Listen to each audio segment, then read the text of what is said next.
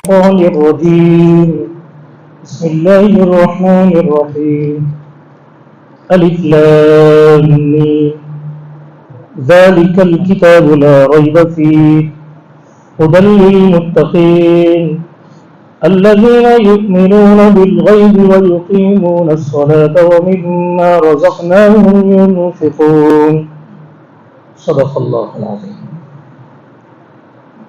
گزشتہ سورہ بقرہ کی وجہ کیوں اس سورت کا نام سورہ بقرہ کیوں رکھا گیا، کوئی قصے کی طرف اس کا اشارہ کیا گیا تھا.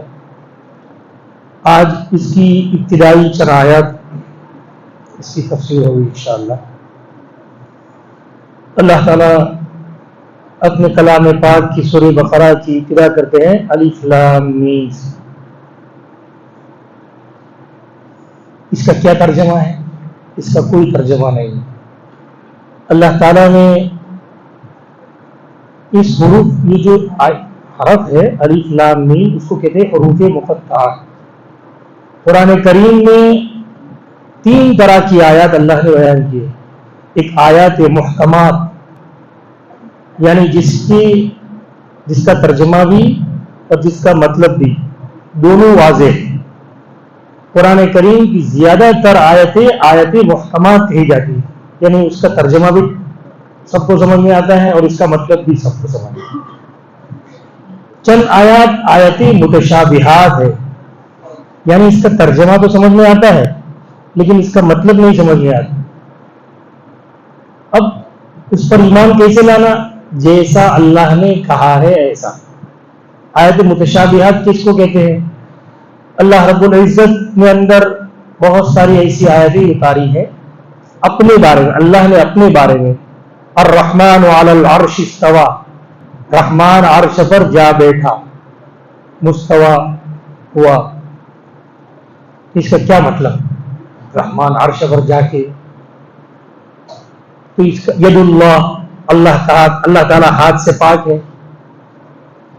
تو اس کا کیا مطلب؟ تو اس کا مطلب اللہ کے علم میں جو بھی ہو وہ ہم مانتے ہیں. ہم اپنے اعتبار سے اس کا کوئی مطلب گھڑتے نہیں ہے کہ اس کا یہ مطلب اللہ کا ایسا ہاتھ ہوگا، انسانوں جیسا تھوڑی ہاتھ. اللہ لیس کمثلہ شیء، اس جیسی کوئی چیز ہے ہی نہیں. جب اس جیسی کوئی چیز ہے ہی نہیں تو اس کی مثال کوئی دے ہی نہیں سکتا ہے. تو دنیا میں تو اس کا سمجھنا ناممکن ہے، تو اس کو آیات متشابہات کہتے ہیں. اور ایک آیات متقطعات ہے، حروف مقطعات جس کو ہم بولتے ہیں. یہ بھی ایک مستقل ایک آیت ہے. اور اس کا کیا ترجمہ ہے؟ تو اس کا ترجمہ اللہ رب العزت نے اپنے علم میں رکھا ہے، کسی کو نہیں دیا ہے. آپ صلی اللہ علیہ وسلم کو بتایا ہو، لیکن آپ صلی اللہ علیہ وسلم نے امت میں سے کسی کو اس کا ترجمہ نہیں بتایا. تو اللہ اس سے کیا کہنا چاہتے ہیں؟ اللہ تعالیٰ یہ لوگوں کو سمجھانا چاہتے ہیں کہ آگے جو آیتیں آئی ہیں نا، اور جو اللہ کے کلام آیا ہے وہ ایسے ہی حروفوں سے بنا ہے، الگ الگ حرف سے. الف لام میم یہ الگ الگ حرف ہے. تختی کے 29 حرف ہیں، اسی 29 حرف سے بنے ہیں. آگے جا کر اللہ کہتے ہیں وَإِن كُنتُمْ فِي رَيْبٍ مِّمَّا نَزَّلْنَا عَلَىٰ عَبْدِنَا فَأْتُوا بِسُورَةٍ. اگر تمہیں اس کے اللہ کے کلام ہونے میں کوئی شک ہے تو یہ حرف، اسی حرف سے قرآن بنا ہے، تم بھی ایک آیت لے آؤ تمہارے بس میں ہو تو. اللہ نے چیلنج کیا ہے. اور کیا چیلنج ایسا زبردست، فَإِن لَمْ تَفْعَلُوا وَلَن تَفْعَلُوا، اگر نہ کر سکو اور یقینی بات ہے کہ تم نہیں کر سکو گے. ایک بہت بڑے عالم مصری طنطاوی، علی طنطاوی، بہت بڑے آدمی، بڑے مفکر بھی ہیں، لیکن ان کا دماغ جو تھا ایک آزادانہ خیال تھا. تو ہم سمجھتے ہیں کہ اس دین کو صرف مسلمان پڑھتے ہیں، صرف مسلمان نہیں پڑھتے. دنیا میں بڑی بڑی یونیورسٹیاں ہیں جس میں دین کی تعلیم دی جاتی ہے، اور اس میں پڑھنے والے عیسائی اور یہودی بچے بھی ہیں. یہودی پڑھتے ہیں کیوں؟ بھول نکالنے کے لیے. نیت ان کی یہ ہے اسلام میں بھول کیسے نکالے، اسلام میں کیا خرابی ہے، کہاں سے اس کو نکالے. اس لیے اس لیے دنیا میں بڑی بڑی یونیورسٹیاں ہیں تو وہاں ان کو بلایا جاتا تھا. اسکالر، وہ بہت بڑے اسکالر تھے، لکھنے والے تھے، تو ان کو بھی بلایا جاتا تھا اسی یونیورسٹیوں میں. تو ایک مرتبہ ایسے ہی وہ بیٹھے ہوئے تھے، تو ظاہر بات ہے طالب علم جب اسٹوڈنٹ ہوتے ہیں تو کوئی بڑا پروفیسر یا کوئی تو اس کے پیچھے ہو جاتے، پوچھتے رہتے ہیں باتیں. تو ان کو بھی پوچھا کہ آپ قرآن کریم کو اللہ کی کتاب مانتے ہیں؟ اس لیے کہ ان کا مائنڈ ذرا آزاد تھا، تو شاید نہ کہہ دے. علی طنطاوی بہت مشہور آدمی ہے، ان کی تفسیر بھی ہے. تو انہوں نے کہا ہاں میں اس کو اللہ کی کتاب مانتا ہوں، کسی انسان کی کتاب نہیں ہے. تو انہوں نے کہا کیسے مانتے ہو؟ تو انہوں نے کہا کہ تم سب کو عربی آتی ہے؟ تو کہا سب کو عربی ہے، عرب وہ ہے غیر مسلم لیکن سب کو اچھی عربی آتی ہے. تو کہا آپ ایسا کرو، جہنم بہت بڑی ہے، جہنم بہت بڑی، 1000 آدمی میں سے ایک آدمی جنت میں جائے گا، 999 لوگ تو جہنم میں جائیں گے. اور کتنی بڑی، کتنے لوگ ہوئے، کتنی بڑی جہنم ہوگی. تو جہنم بہت بڑی ہے عربی میں ایسا لکھ کے لاؤ. چلو انہوں نے کہا جہنم بہت بڑی ہے تو ایسا لکھ کے لاؤ. تو الگ الگ اپنے اعتبار سے لکھو کاغذ میں اور مجھے بتاؤ تم کتنی عربی جانتے ہو، میں تمہیں بتاؤں. حالانکہ بڑے ماہر تھے وہ عربی میں. تو ہر ایک نے کچھ نہ کچھ لکھا، الجہنم واسع کبیر، اس کے پیچھے اس کی صفات لگاتے رہے. تو کہا کہ دیکھو، پھر انہوں نے بتایا کیا، تو وہ ہنسنے لگے کہ تم نے کیا لکھا ہے عربی، اس کی کوئی حیثیت نہیں ہے قرآن کے سامنے. قرآن کریم میں جہنم کے بڑے ہونے کی ایسی زبردست تعبیر کی ہے کہ دنیا کا کوئی انسان کوئی عربی دا نہیں کر سکتا ہے. تو قرآن کریم میں اللہ نے اس کو بیان کیا ہے. یوم نقول لجہنم هل امتلأت وتقول هل من مزید. تو هل من مزید جو جملہ ہے نا، یہ جہنم کی بڑے ہونے کی اس کی واقعہ بیان کرتا ہے، اس کا بیان کرتا ہے. تو کہا وہ کیسے؟ تو کہ هل من مزید کب بولا جاتا ہے؟ اس کی مثال، کوئی آدمی بہت دنوں کا بھوکا ہو، 8-10 دن کا بھوکا ہو، اور کسی اتفاق سے تمہارے سامنے آ گیا، تم نے اس کو کھانے کو دیا. اب اس کو 2 لقمے صرف دیے، 2 لقمے یا 3 لقمے، اور اس کو پوچھو کہ کھانا کھا لیا، پیٹ بھر گیا، وہ کیا کہے گا؟ ارے بھائی 10 دن سے میں بھوکا ہوں اور 3 لقمے میرے پیٹ میں، میرے دانت میں پھنس گئے، ابھی تو پیٹ میں تو گئے ہی نہیں، ابھی تو دانت میں پھنسے ہوئے، تو کھانا تو ابھی اندر تو گیا ہی نہیں. اس کا مطلب یہ کہ وہ کتنا ابھی بھوکا ہے. تو جب کسی انسان کو بھوک ہو اور اس کو کہا جائے 3 لقمے دے کر کہ کھانا کھا لیا، اس وقت تک کہے گا وہ کیا؟ عرب میں یہ کہا جاتا ہے حل من مزید، ارے اور زیادہ لاؤ. ہماری حالت تو یہ گلے تک گا ہوا ہے، تب بھی حل من مزید ہے. تو لیکن عرب میں ایسا بولا جاتا ہے اس وقت جب ایسا بھوکا ہو.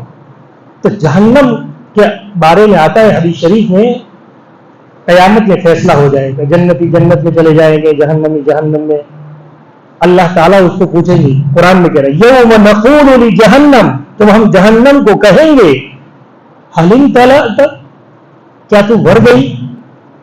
اس وقت وہ جہنم کہے گی، یعنی 999 لوگ جہنم میں جائیں گے اور ایک آدمی جنت میں جائے گا، تب بھی جہنم کیا کہہ رہی ہے؟ حل من مزید. ارے تو کوئی ہوا ہی نہیں، کوئی آیا ہی نہیں. تو اللہ تعالیٰ کیا کریں گے؟ اللہ تعالیٰ اپنے پیر کو جہنم پر رکھیں گے. اب اللہ کا پیر جو بھی ہے، تو وہ جہنم اس کی ہیبت سے سکڑ جائے گی، شاک ہو جائے گی. اس سکڑ جانے سے جو اندر ہے وہ سب پھنس جائیں گے.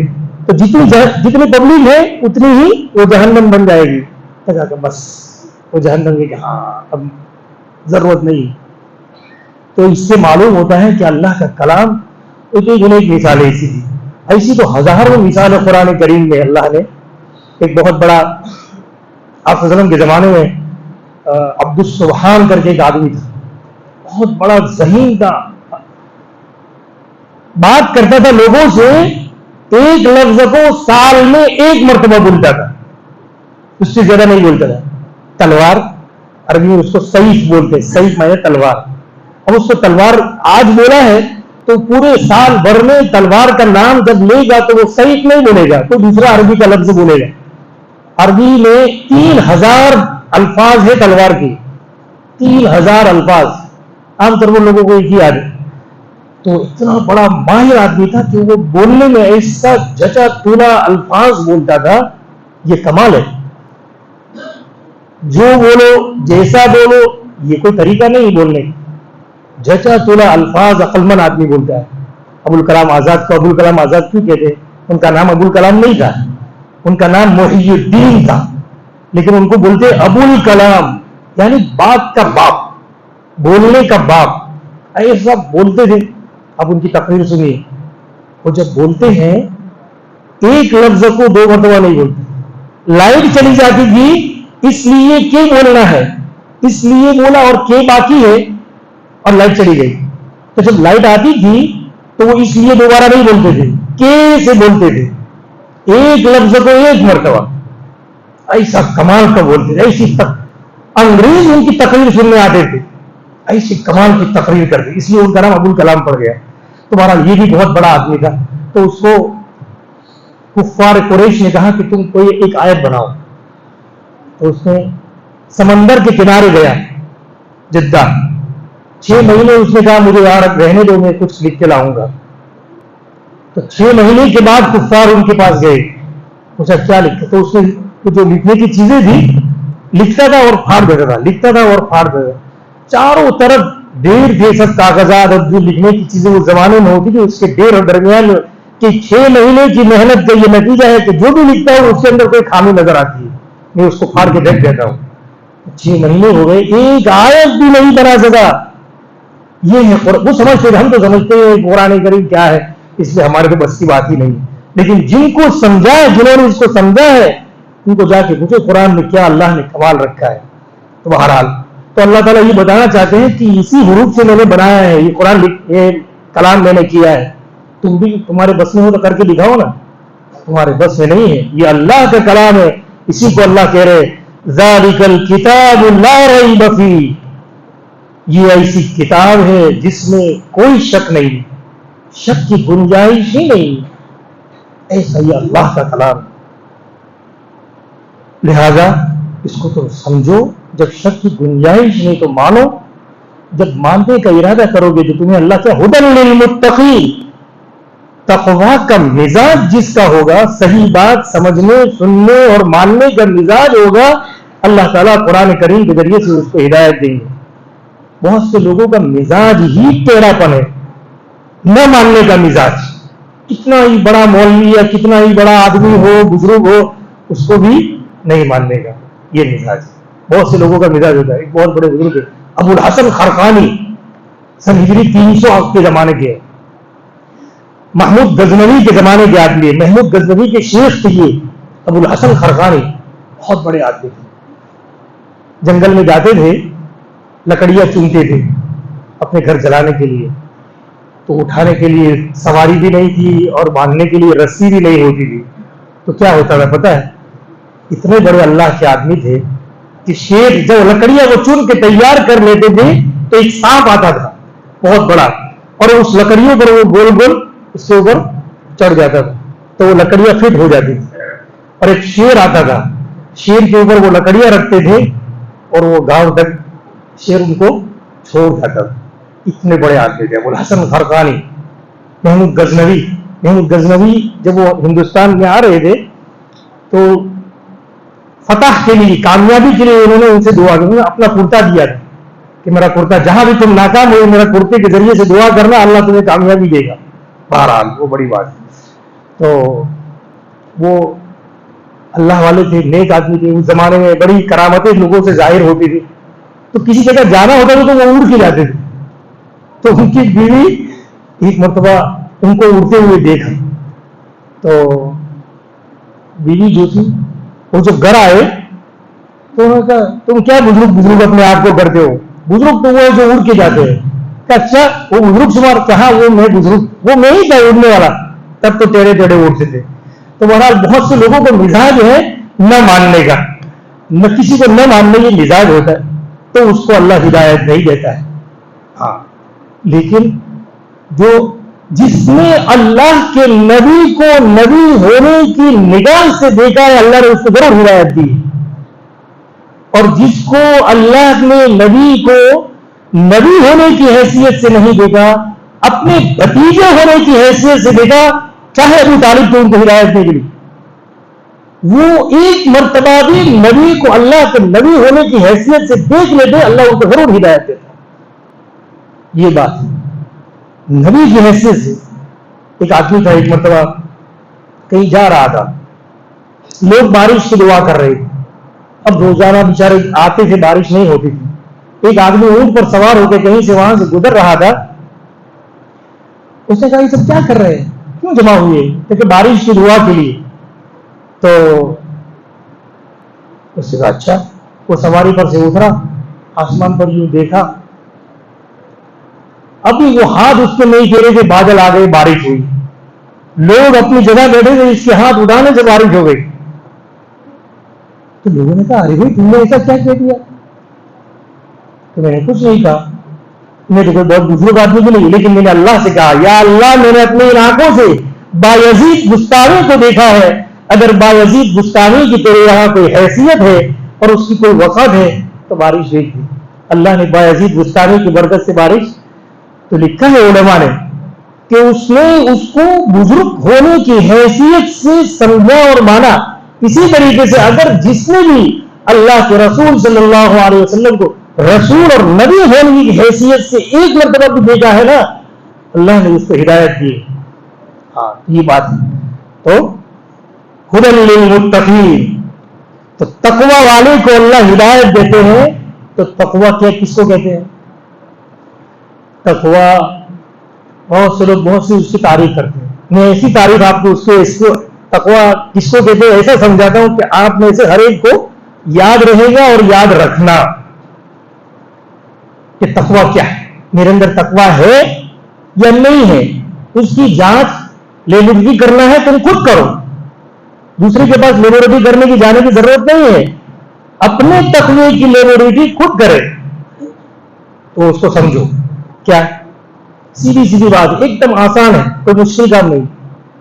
جو خالق کو مخلوق پر ترجیح دے، اللہ کو لوگوں پر ترجیح دے، اللہ کو لوگوں پر ترجیح دے اور آخرت کو دنیا پر ترجیح دے، وہ متقی ہے.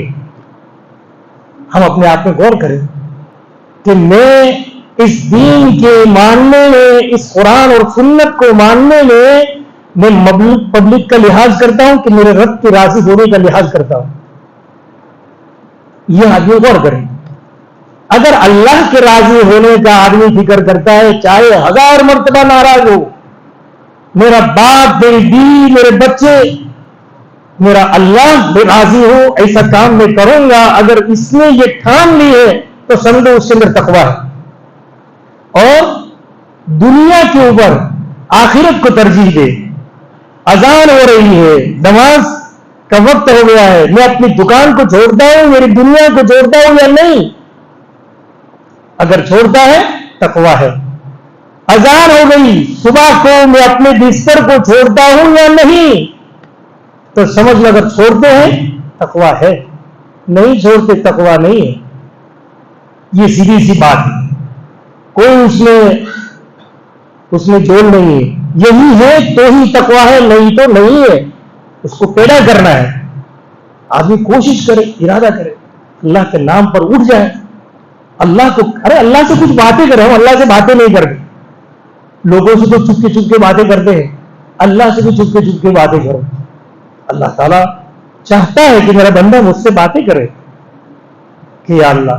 مثال کے طور پر آدمی کل جمعہ ہے تو جمعہ کی نماز پڑھنے آیا تو حدیث شریف میں کیا ہے؟ جمعہ کی سنتوں میں سے مسواک کرے، عطر لگائے، سر میں تیل لگائے. یہ ساری سنتیں ہیں، ہم ایسے بھی کرتے ہیں. غسل کرتے، ساری دنیا غسل کرتی ہے. لیکن اللہ کو کہے یا اللہ میرے نبی نے کہا ہے سنت ہے تو خوش ہو جائے، اس لیے عطر لگانے کی نیت، ایک دل میں عطر لگائے، اچھی بات ہے، کیا کیوں لگاتا ہے آدمی گھر سے نکلتے ہوئے عطر لگا کے جمعہ کی نماز پڑھنے جاتا ہے؟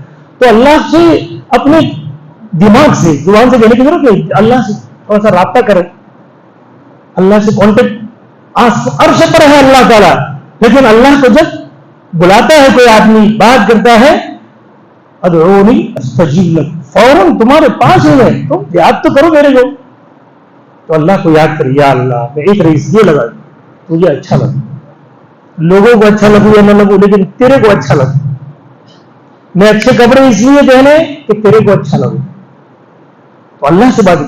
مسلمان کو عطر لگانے کی صحیح نہیں کہ بھائی کسی مسلمان کو مجھ سے تکلیف نہ ہو، فرشتے جو مسجد میں ہوں گے ان کو تکلیف نہ ہو، کسی مسلمان کو تکلیف نہ ہو، یعنی میری بدبو سے، اس لیے میں عطر لگاتا ہوں، نیت ہے تو ہم اللہ سے باتیں کریں کچھ، تو انشاءاللہ اپنے دل میں اللہ آئے گا۔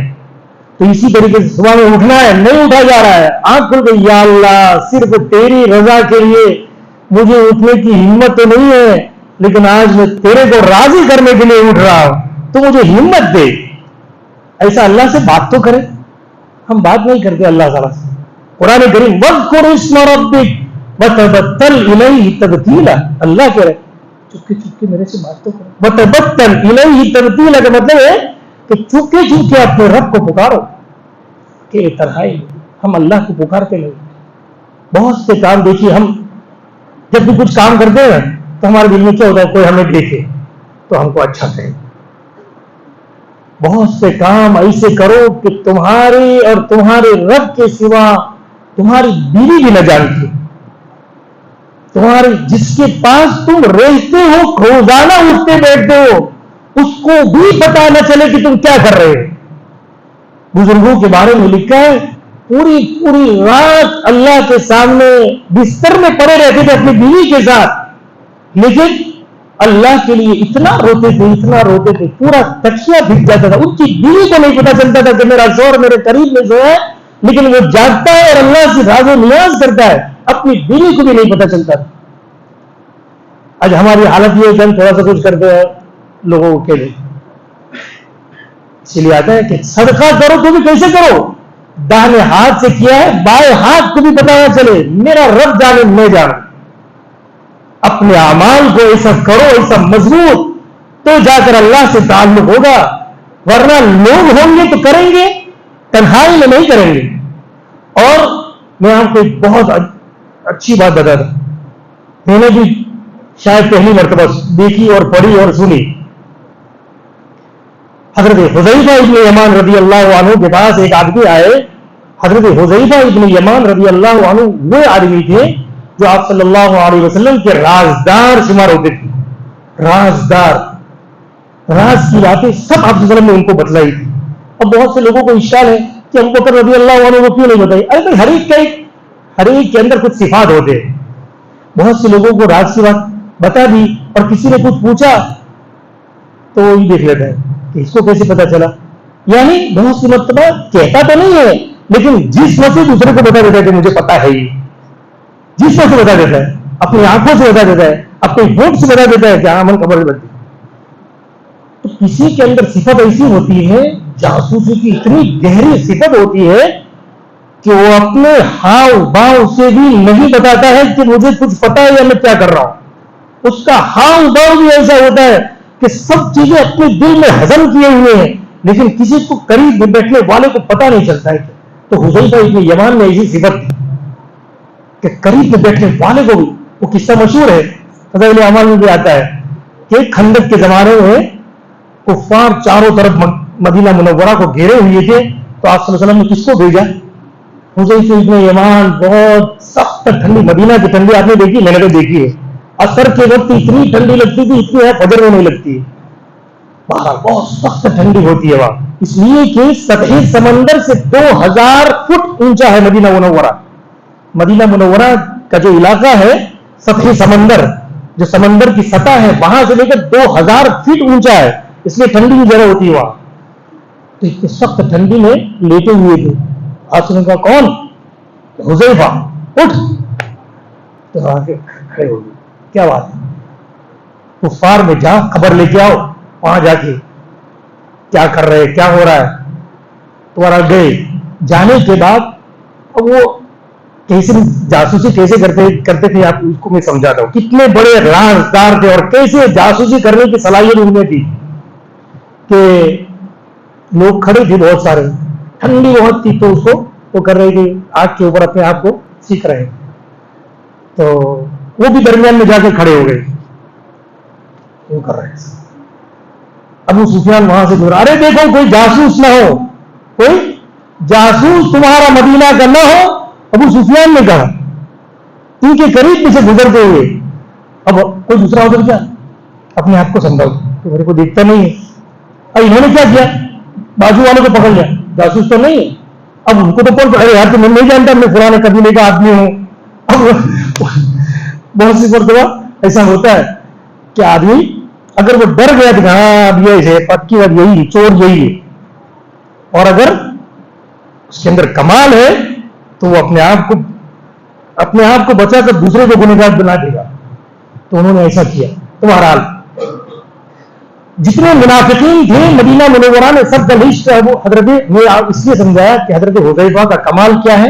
عام طور پر صحابہ کا کمال لوگوں کو پتا نہیں, اس لیے تھوڑا بتا. تو حضرت حذیفہ کی کتنے منافقین ہیں مدینہ منورہ میں, آپ حضرت نے ان کا لسٹ بتا دیا تھا. تو ایک صحابی وہ حضرت عمر بھی پوچھتے تھے کہ میرا لسٹ میں نام تو نہیں ہے. تو ایک آدمی آئے حضرت حذیفہ کیا کہ یار میں دین پر تو ہوں لیکن ڈر لگتا ہے کہ میرا لسٹ منافقوں میں ہے یا نہیں ہے. اب وہ آپ سلام کے زمانے کا آدمی نہیں تھا, ان کا لسٹ میں نام بھی نہیں تھا. تو حضرت حذیفہ نے پوچھا ایک جملہ کہ تم منافقین میں سے ہو یا نہیں, اس کا تم خود تلاش کرو. کیا کبھی اکیلے میں تنہائی میں اللہ کی عبادت کی ہے؟ پوچھا, تنہائی میں اللہ کی عبادت کی ہے کیا؟ تنہائی میں کی ہے, کسی کو پتا نہیں چلا. تنہائی میں اللہ کو یاد کر کے کبھی روئے ہو؟ کہاں رویا ہو کبھی؟ خوش رہو, جیو, کھاؤ, پیو, تم ایمان والے. جو آدمی مجمع میں تو اللہ کی عبادت کرتا ہے, تنہائی میں اللہ کو یاد نہیں کرتا, تنہائی میں اللہ سے نہیں روتا, اس کے دل میں ایمان کا مزہ نہیں ہے. اس لیے اپنی زندگی میں ایمان کو مضبوط بنانے کے یہ راستے اللہ سے راز و نیاز تو کرے اللہ سے کوئی, تو یہ چیز اپنی زندگی میں بنائے, پیدا کرے, اللہ سے باتیں کرے. اللہ دیکھیے کیا دیتا ہے. بہرحال تو اپنی زندگی میں وہ مزاج بنائے تقوی والا, تو اللہ تعالیٰ اس قرآن کے پڑھنے سے, اس کے الفاظ کے پڑھنے سے بھی تقوی ملے گا. اگر یہ مزاج بنا تو اللہ کہہ رہے ہدی للمتقی, تقوی جن کے پاس ہے ان کے لیے ہدایت کی چیز ہے یہ قرآن. اب وہ کون ہے؟ سب سے پہلی بات الذین یؤمنون بالغیب, جو غیب کی باتوں پر یقین رکھے, ایمان لائے. چھپی ہوئی بات, غیب کس کو کہتے ہیں؟ غیب ہر اس چیز کو کہتے ہیں کہ انسان جو اپنے تمام علم حاصل کرنے کے بدن میں جتنی چیزیں ہیں, کان سے سنتا ہے, آنکھوں سے دیکھتا ہے, یہ سب علم حاصل کرنے کی چیزیں ہیں. دماغ سے سوچتا ہے, عقل سے سوچتا ہے. اس کے علاوہ کوئی دوسری چیز ہو جو عقل سے بھی سمجھ میں نہ آئے, سوچنے سے بھی سمجھ نہ آئے, اور دیکھنے سے دیکھ بھی نہیں سکتا آدمی, سن بھی نہیں سکتا, ایسی چیز کے ماننے کو غیب کہتے ہیں. جنت کس نے دیکھی ہے بھائی؟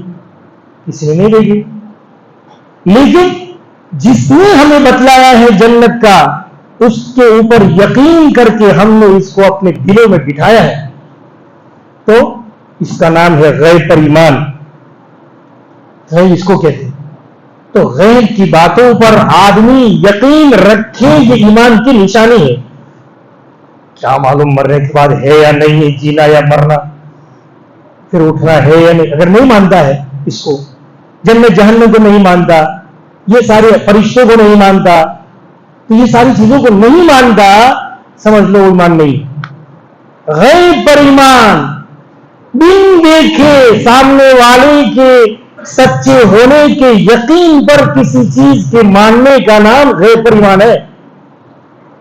دیکھ کر تو ساری دنیا کہیں گی.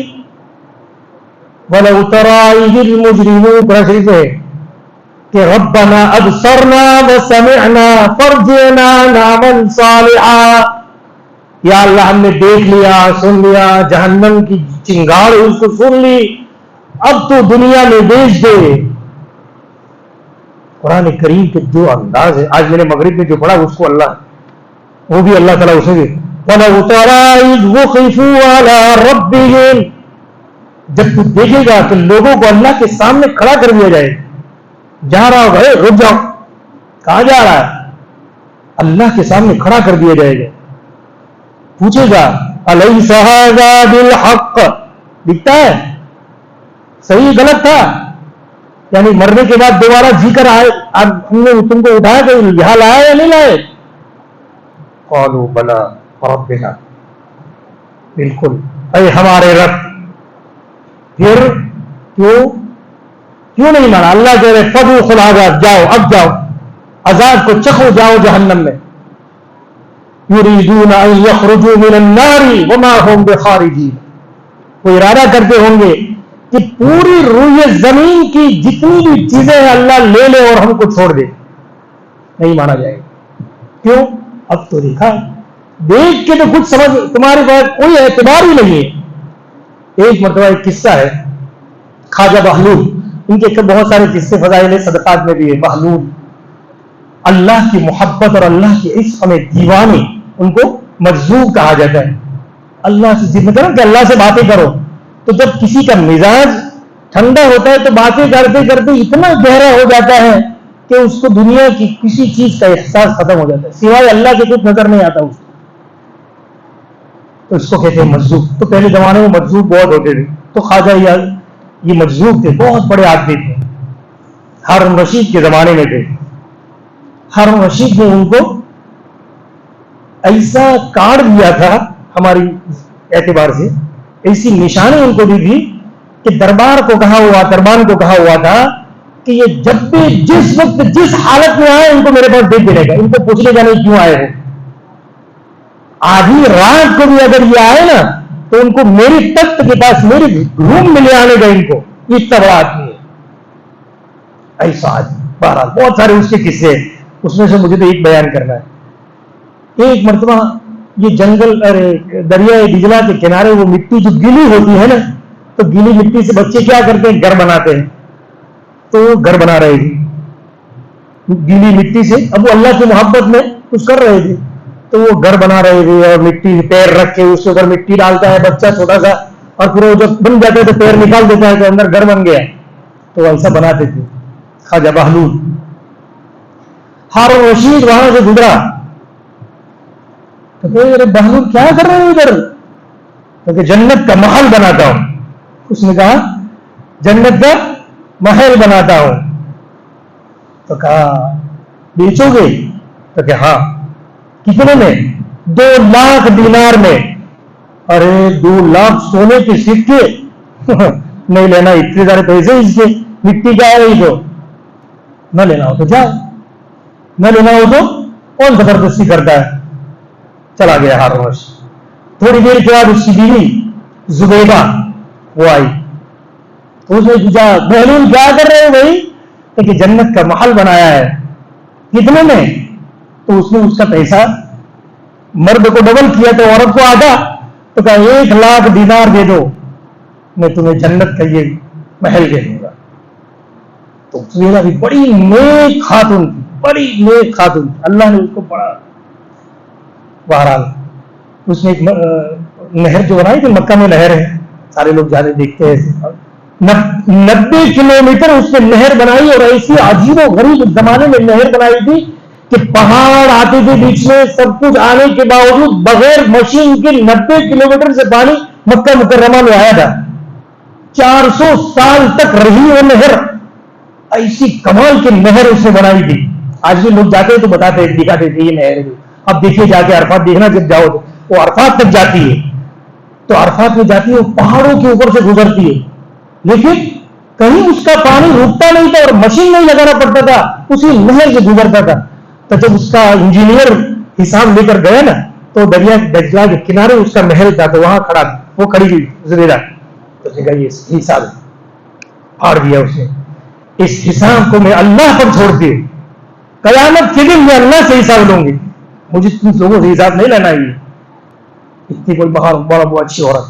تو اس نے 1,00,000 دینار فوراً نکال کے دی کہ لاؤ چلو میرے لیے میرے نام کر دو کہ ٹھیک ہے میں دعا کر دیتا ہوں.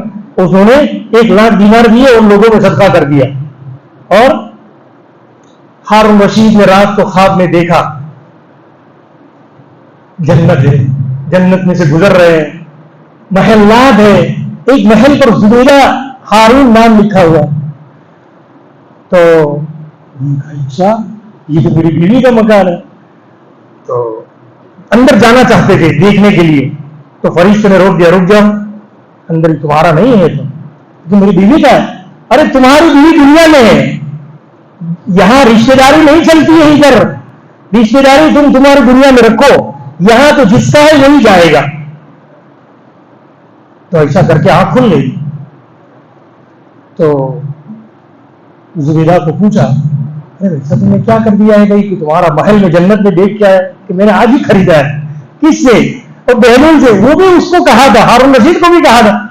تو ہارون رشید بھاگتا ہوا بہلول کے پاس گیا, تو کہا کہ بہلول میرے لیے بھی ایک جنت میں محل کر دو, دعا کر لو میرے لیے, میں آپ کو 2,00,000 دینار دیتا ہوں. تو کہا کہ نہیں, اب اس کی قیمت بڑھ گئی ہے بھائی, اب اس کی قیمت بڑھ گئی ہے. دیکھیے کیا قیمت ہے, تمہاری پوری حکومت دے دو تو جا کر تم کو مل سکتی ہے. ارے اتنی ساری قیمت.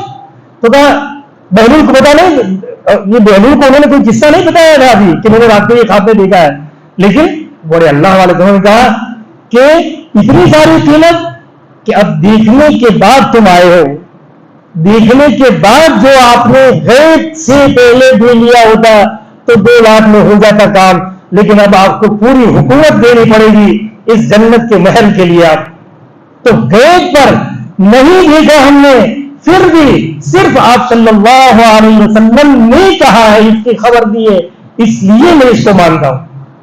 تو ہے غیب.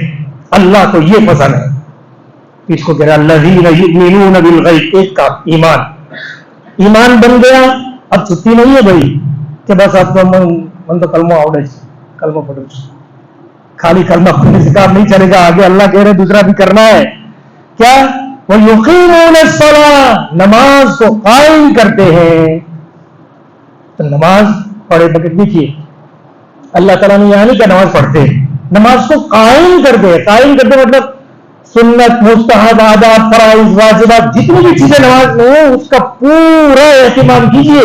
تو جا کر اس کے سے پہلے وضو جو ہے نا وہ بھی صحیح ہونا چاہیے, تو جا کر تمہاری نماز کی اقامت ہے. صحیح نہیں تو نہیں. تو نماز. دوسرا کام کیا ہے؟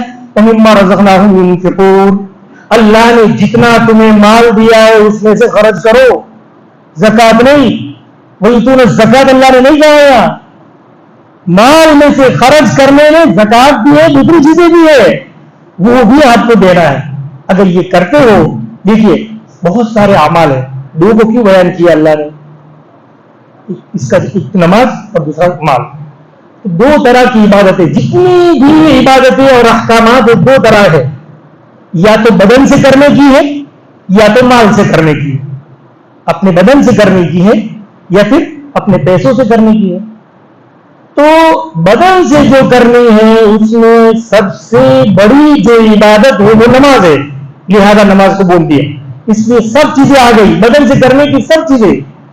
اور مال میں سے دوسری چیز انسان کے پاس جو ہے وہ مال ہے, تو مال کو خرچ کرنے کا کہہ دیا. تو اب صرف فرض کو نہیں کہا, نفل کو کہا. تو جب نفل کرنے کا حکم دیا ہے تو فرض تو پہلے آپ کو کر رہا ہے. تو اللہ نے کہا ينفقون, خرچ کرتے ہیں. تو یہ دو کام, جو تین کام کرتے ہیں, ایمان اور عمل. اکیلا صرف ایمان نجات کے لیے کافی نہیں ہے جب تک عمل نہ کرے. اللہ نے قرآن کی پہلی ہی آیت بیان کیا ہے, ایک ہے ایمان اور ایک ہے اعمال. ایمان اور عمل دونوں کا جوڑ ہے. راستہ مولانا شاہ کشمیر رحمۃ اللہ علیہ نے بہت اچھی بات بیان کی ہے, اس کو شاید میں نے تو اس کو نہیں پڑھا، پہلی مرتبہ پڑھا، تو آپ کو بھی بہت اچھا لگے گا، یاد رہے ایسا ہے. ورنہ ایمان کس کو کہتے ہیں؟ عمل کی، اور کس کو کہتے ہیں ایمان؟ تین طرح کا ہے کہ اپنی زبان سے کہو، عمل سے کرو، اور یہ ساری چیزیں یاد نہیں رہتا ہے. یہ ایسا کام ہے. ایمان اور عمل، ایمان کا تعلق بدن سے، ارے دل سے، ایمان کا تعلق دل سے، اور عمل کا تعلق بدن سے. کیا آدمی رکوع کرتا ہے سجدہ تو بدن کو ہلاتا ہے، اور ایمان کا تعلق دل سے، ماننے سے. تو مولانا شاہ کشن کے دونوں کا راستہ ایک ہے، ایمان اور اعمال کا. فرق کیا ہے؟ اسٹارٹ کہاں سے ہوتا ہے وہ فرق ہے. ابتدا اور انتہا کی فرق ہے کہ ایمان دل سے شروع ہو کر بدن پر ختم ہوتا ہے. دل میں ایمان ہے تو بدن سے نماز نکلنی چاہیے، تو دل میں پکا ایمان ہے، کہ پکا ایمان نہیں ہے. اور عمل کرتے کرتے انسان کو دل تک پہنچنا ہے. یعنی عمل آدمی جب کرتا رہے گا تو اس کے دل کے اندر یقین بھی مضبوط بنتا جائے گا. اللہ تعالیٰ کہنے سننے سے زیادہ عمل کی توفیق عطا فرمائے. وآخر دعوانا الحمدللہ رب العالمین. اللهم لك الحمد حمدا كما ينبغي لجلال وجهك وعظيم سلطانك. یا اللہ بڑے زبردست رب ہے تم الحاکمین. آپ کو یا اللہ رب مان کر بے انتہا ہم خوش ہیں. تم الحاکمین، یا اللہ ہم اس قرآن کریم کو آپ کا کلام مانتے ہیں، اس پر یقین رکھتے ہیں. ہماری دلوں کی گہرائیوں میں یا اللہ آپ کے احکامات کو اور آپ کے قرآن کی عظمت کو بٹھا دیجیے. رات اور دن اس کا پڑھنا سمجھنا ہمارے لیے آسان فرمائیے. یا اللہ اس پر عمل کرنا آسان فرمائیے. جب تک آپ توفیق نہ دے ہمارے بس میں نہیں ہے. تم الحاکمین ہمیں توفیق عطا فرمائیے. ہمارے دلوں کو، ہمارے سینے کو ایمان کے لیے کھول دیجیے. ایمان بالغیب جو آپ نے جس کا حکم دیا ہے یا اللہ ہمارے دلوں میں پیدا فرمائیے. یا اللہ غیب سے آپ کو ماننا اور آپ کی باتوں پر عمل کرنا، آپ کے احکامات پر عمل کرنا یا اللہ ہمارے لیے آسان فرمائیے. صلی اللہ علیہ وسلم کی محبت ہمارے سینوں میں بھر دیجیے. یا اللہ صلی اللہ علیہ وسلم کی ہر سنت کو اپنی زندگی میں خوشی خوشی اور رغبت کے ساتھ کرنے کی توفیق عطا فرمائیے. دین پر یا اللہ خوشی خوشی چلائیے، زبردستی یا اللہ ہم نمازوں کو پڑھے یا اللہ یا اللہ جسموں کو زبردستی کھڑا کرے یا اللہ ایسی مجبوریوں والی نماز سے ہماری حفاظت فرمائیے. نماز میں ذوق و شوق عطا فرمائیے، آپ کی محبت والی نماز عطا فرمائیے، آپ صلی اللہ علیہ وسلم کے طریقے والی نماز عطا فرمائیے. یا اللہ اس دیکھنے والوں میں سے ہر ایک کو قبول فرمائیے. ہر ایک کو یا اللہ دلی اور ایمانی جذبہ عطا فرمائیے. ہر ایک یا اللہ خاندانوں کو، اولادوں کو قبول فرمائیے. یا اللہ ہر ایک کو یا اللہ قرآن کریم پر عمل کرتے ہوئے جنت تک ہمیں پہنچائیے. اللہم انا نسألک رضاک والجنہ، یا اللہ آپ کی رضامندی یا اللہ ہمیں عطا فرمائیے اور جنت عطا فرمائیے. آپ کے ناراضگی سے ہماری حفاظت فرمائیے اور جہنم سے بچائیے. یا اللہ ان دیکھنے والوں میں سے جو اللہ بچے قرآن کریم کی حفظ کر رہے ہیں ان کا یاد کرنا، اس کا پڑھنا، پڑھتے رہنا موت تک آسان فرمائیے. یا اللہ ان کے دماغوں کو وسیع فرمائیے، ان کے ذہن کو کشادہ فرمائیے، ان کے حافظے کو قوی فرمائیے. یا اللہ ہر چیز کو یا اللہ آسان فرمائیے. یا اللہ ہماری اس مسجد والوں کو قبول فرمائیے، مسجد کے اطراف کے لوگوں کو قبول فرمائیے، ہمارے اس مدرسے کو اور مدرسے میں پڑھنے پڑھانے والوں کو قبول فرمائیے. یا اللہ ہر ایک کے لیے دین کی ہوائیں عام اور تام فرمائیے. یا اللہ دین کے اللہ صحیح رہبری ہمیں عطا فرمائیے. ہماری دعاؤں کو اپنے فضل و کرم سے محمد صلی اللہ علیہ وسلم کے صدقے طفیل میں قبول فرمائی. صلی اللہ تعالی علی خیر خلق محمد وآلہ وصحبہ اجمعین برحمتک یا